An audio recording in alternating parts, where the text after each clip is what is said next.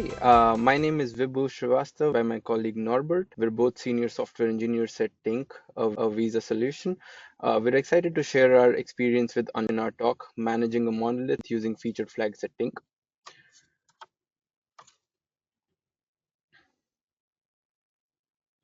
Tink is a payment services and data enrichment platform that offers comprehensive API-based solutions for payments, banking, and lending. We're an open banking platform, and we enable banks, fintechs, and merchants to build data-driven financial services.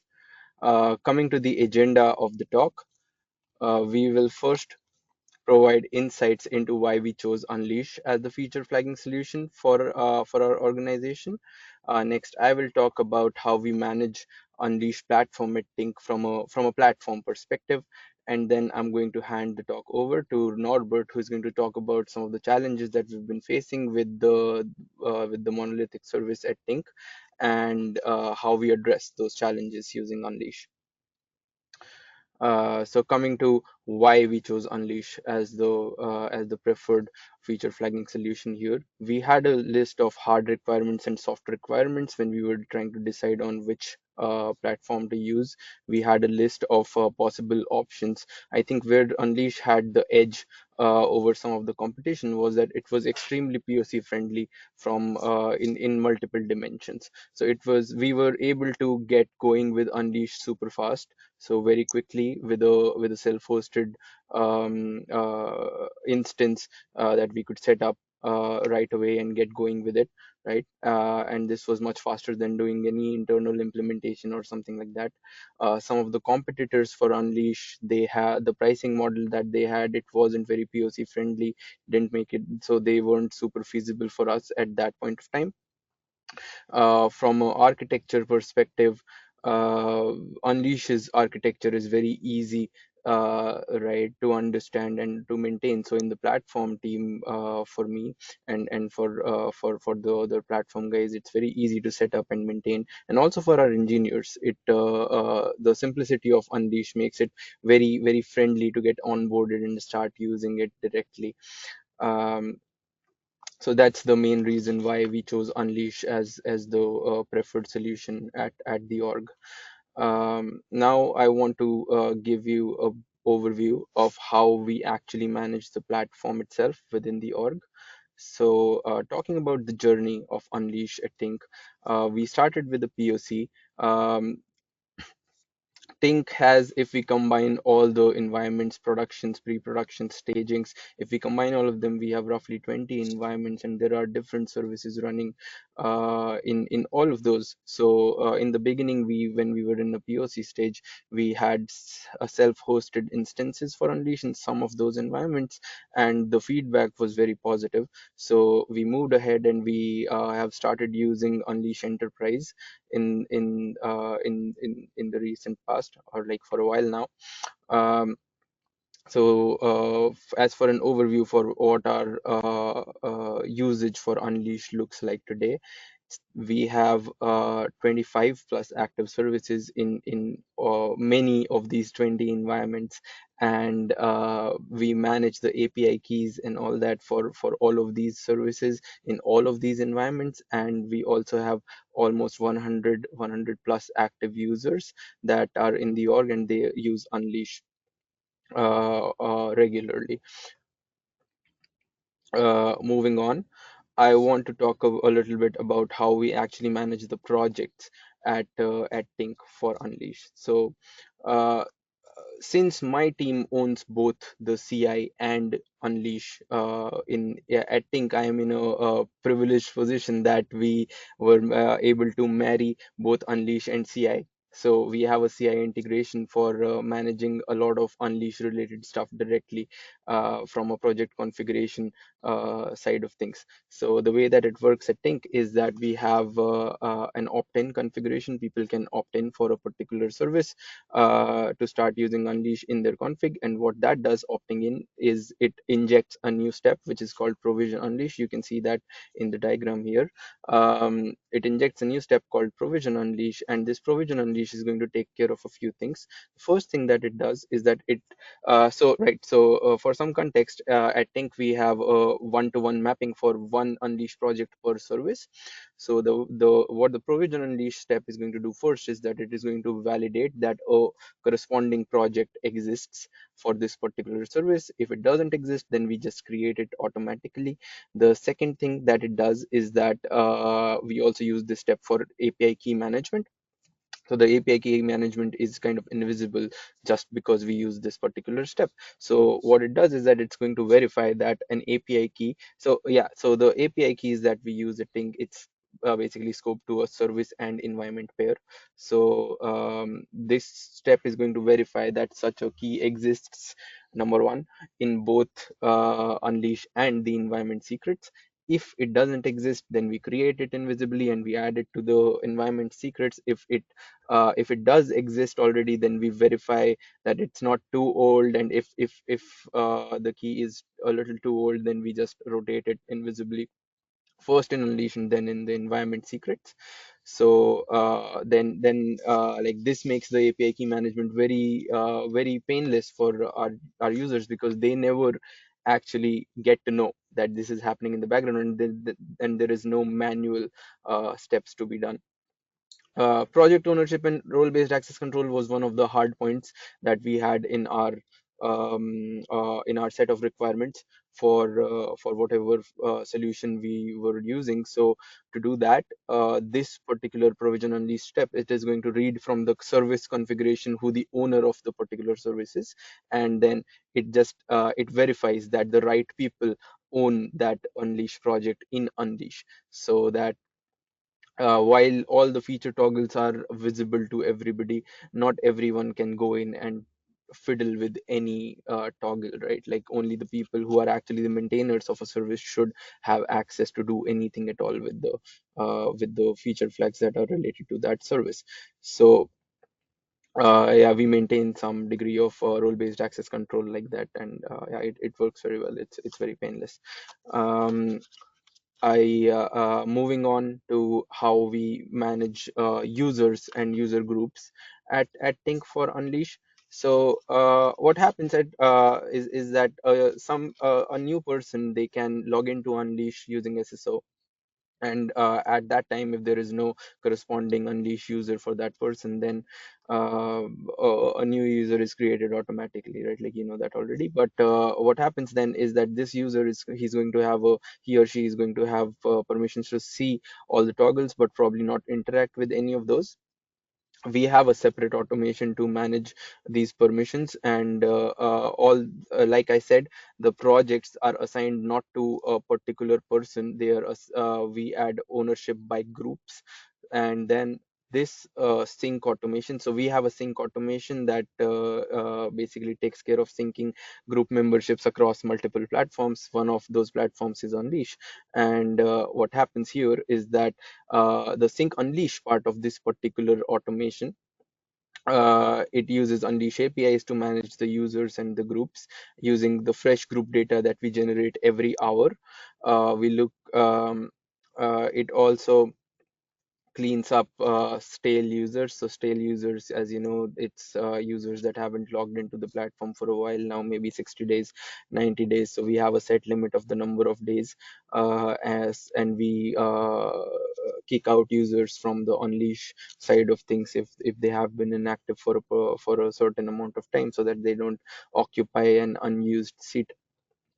uh, this automation is also responsible for managing the groups themselves. So we create Unleash groups on the basis of team and role. So there is one Unleash group per team role combination, and the automation is going to verify that such a group exists. If it does exist, are the members in sync with whatever uh, or user membership information we have in the fresh data?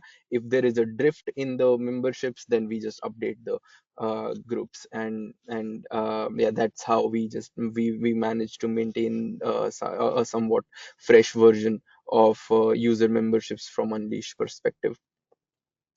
So yeah, that is it from the platform side of things. I will now hand this over to my colleague Norbert, who is going to dive deep into some of the challenges that Tink is solving using Unleash in the monolith.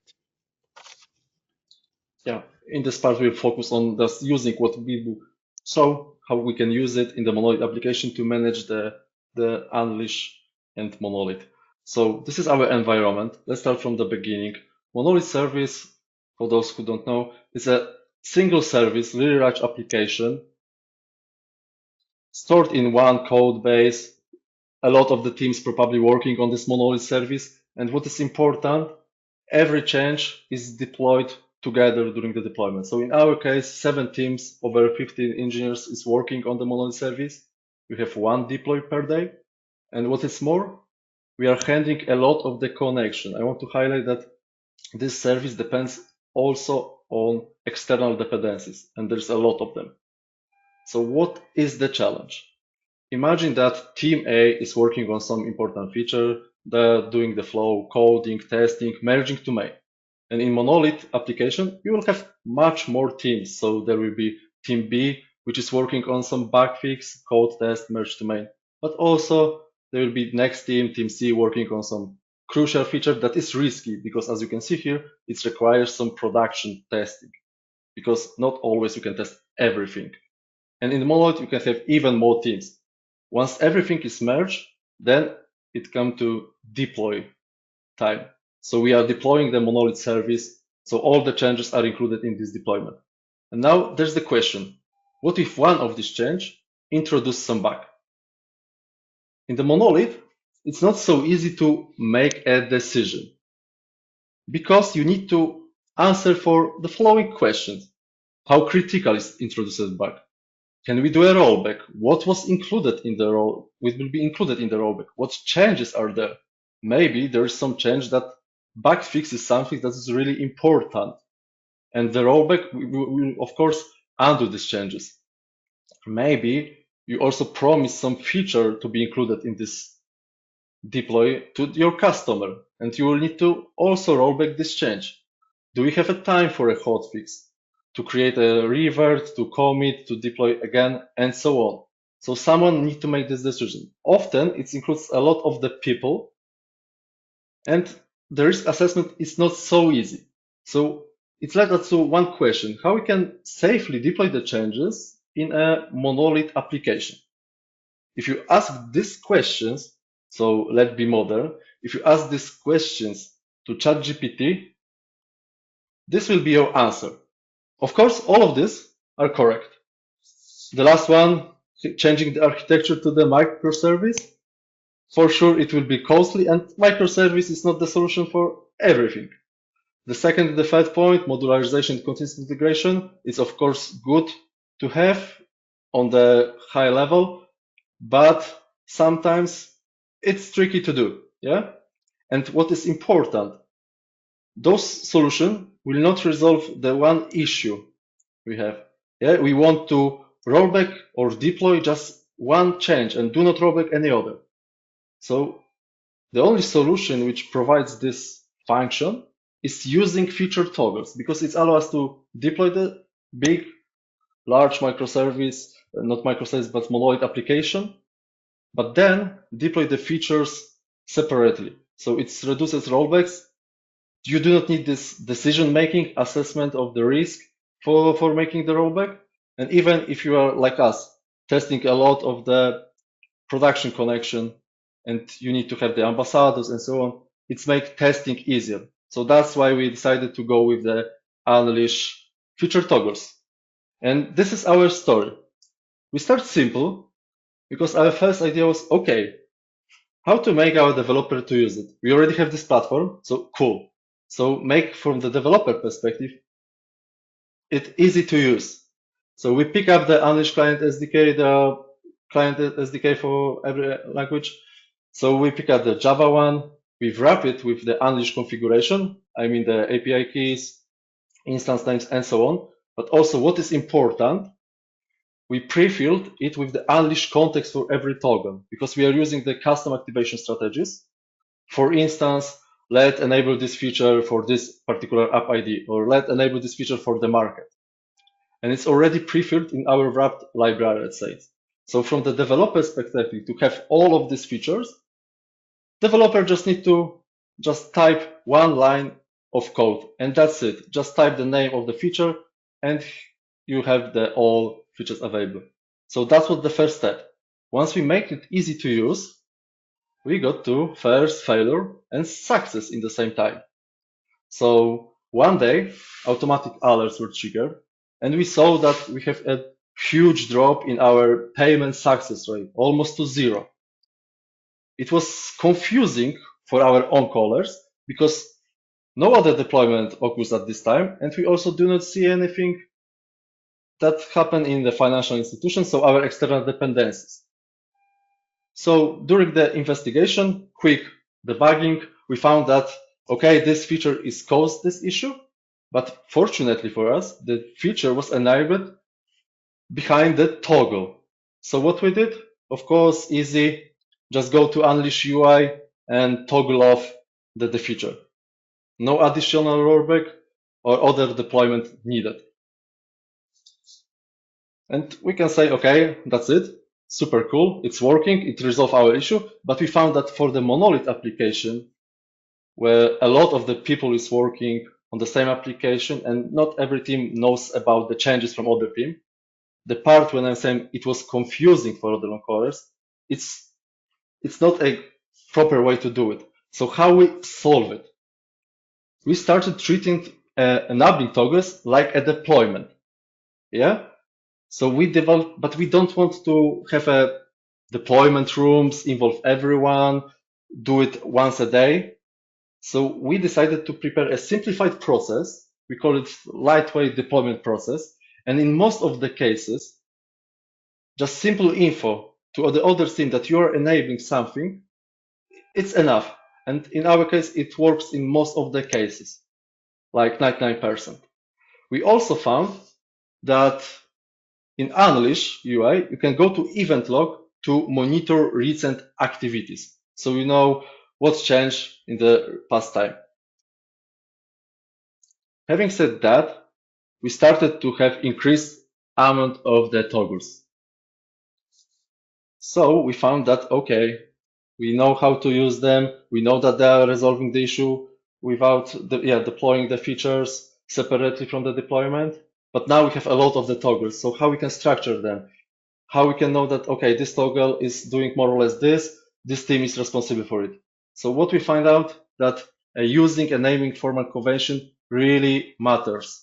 And in our case, we found that Jira ticket plus short description gives us a easy grouping, provides a sufficient context in the flags view. And if we need to have more granular information, we can just go to the providing the Jira ticket number and go there to get more details. So if you're managing a lot of the toggles, this structure will help you to maintenance them pretty well.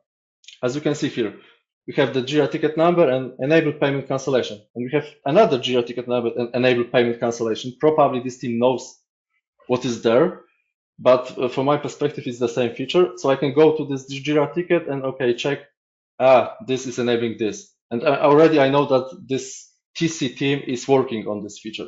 So that's pretty nice. Once we have that, we sometimes found that it may be necessary for the debugging of the feature toggles to know what toggles were enabled, like 2 weeks ago in this flow. So we enabled, let's say, trace your enabled toggles. And it was simply as that we just added enabled feature toggles to the MDC context for our logging system. And then as you can see on the image, we have doc MDC feature toggles enabled with the list of the enabled toggles. And we can know during the debugging that those toggles was enabled. And it was done using this our wrapper library. I already talked where we prefill everything, but we used it also here to just, okay, whenever we are checking if toggle is enabled, just add the name to the context. So we can debug it after any issue and check the past logs. So having said that, we can go to the summary. Key point for you is that using an Unleash feature toggles in monolith service resolves this full rollbacks issue by separating the service and feature deployment. So you're deploying one feature and you can just rollback this particular feature, no other rollback, no other deployment. So it's pretty nice for the monolith where a lot of the teams are working, and yeah, you need to make this decision, should rollback or not. It's resolve this issue. But you need to have it's not a golden solution. You still need to make ways of working. So first of all, make it easy to use. Use Unleash like one liner. Then develop the toggle deployment process, because still it's like enabling some toggle, some feature. Then use event log to check recent activities. Create a naming convention so you are able to structure your toggles. Know which team is responsible for this toggle, what this toggle is doing, and use Unleash feature view to just go there and check, okay, this is this flag, this is doing this. And for the debugging process, it's really helpful, not mandatory, optional, but to input the info about the MVs, about the toggles enabled somehow. In our case, it was just adding the log toggles to MVC context and log it, and then you have everything. So thank you for your attention. I hope you enjoyed the presentation and you will start using it in the monolith application. Wow. This was super cool. Thank you so much, Norbert and Vibhu, and I hope you can join me with your camera on very soon. We have some questions for you Hello. guys. Okay, cool. So nice to have you with us live and the presentation, man. I get so many ideas now from things that we can build into Unleash. So yeah, it's amazing to hear your stories and how you kind of your needs, your kind of how you use it, your kind of processes. I think you will see some of your use cases being built into Unleash quite soon. We're actually working on some really exciting stuff that matches exactly what you're describing there on how can we better visualize the event log with recent changes, right? And this is something that we hear from more and more customers, that this is super important in order to know if something goes wrong, why does it go wrong, what changes have we done recently, and how can we correlate that with the errors, right? Super exciting stuff. I also love the how you set up Unleash and the API first approach, Vibhu. It's amazing how you done kind of make sure that everybody get the correct access, their own namespace and all of that, and just get access off the bat. It's just amazing to see how you automated all of that, and yeah, really cool stuff. I was thinking, you mentioned 20 environments, Vibhu. Is that for the monolith? Does that go through 20 environments, or is it kind of, can you explain a bit? What are all those environments? Yeah, so it's a different setup for different types of services, right? Like we have some Yeah, internal services which are only internal facing, and we have some more external facing services, right? And with the more external facing services, it also depends on the customer and like what they're doing with us. So for yeah. some services, it's like they are alive in a like one production environment, but maybe two stagings, some pre-prods, some testings. So then like this snowballs up to like a lot of environments, because sometimes like it all depends on what the customers want. Regarding the monolith in particular, it is in two environments. Yeah, okay. Yeah. Yeah. So for those kind of external staging environments for customers, how are you using feature flags to kind of in that setup? So what happens there is that even though it's a staging environment for the customer, we still have to treat it as a production environment, right? Because it's not Yeah, us doing staging stuff there, it exactly. is the customers doing staging stuff there. So we still have to maintain a degree of like uptime and all that, right? So yeah. So Norbert, you mentioned one thing that actually caught my interest. So you mentioned this microservices is not the answer to everything.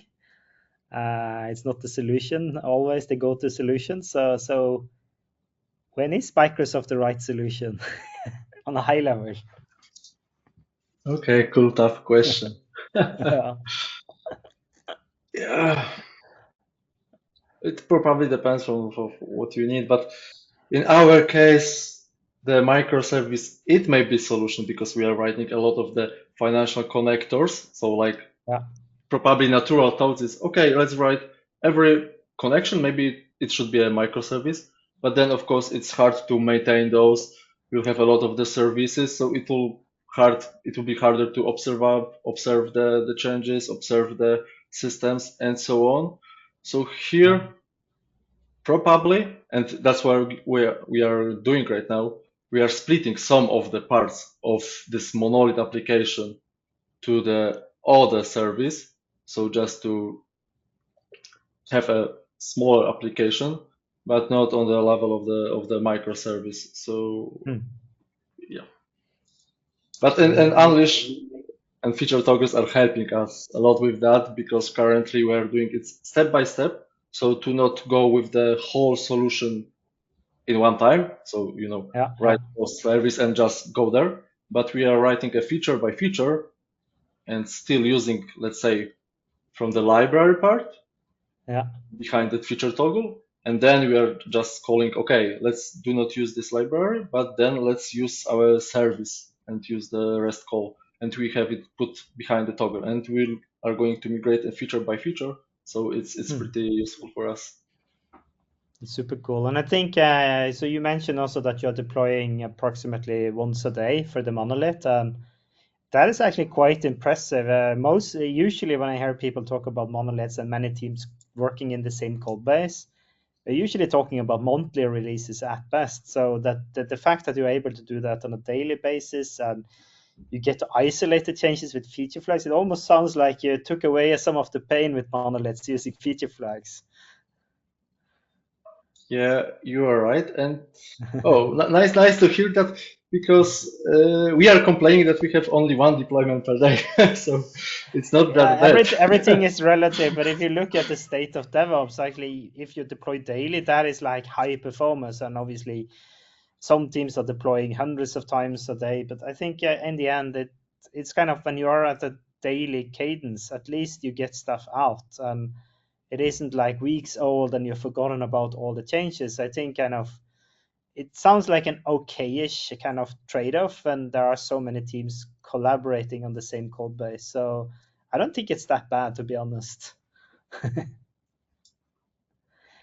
But anyway, thank you so much. We need to go to another break before the next session. This was fantastic. It's so exciting to hear your story and how you kind of tweaked Unleash to your needs. Thank you. Yeah, thanks, Ivar. Thanks for your time.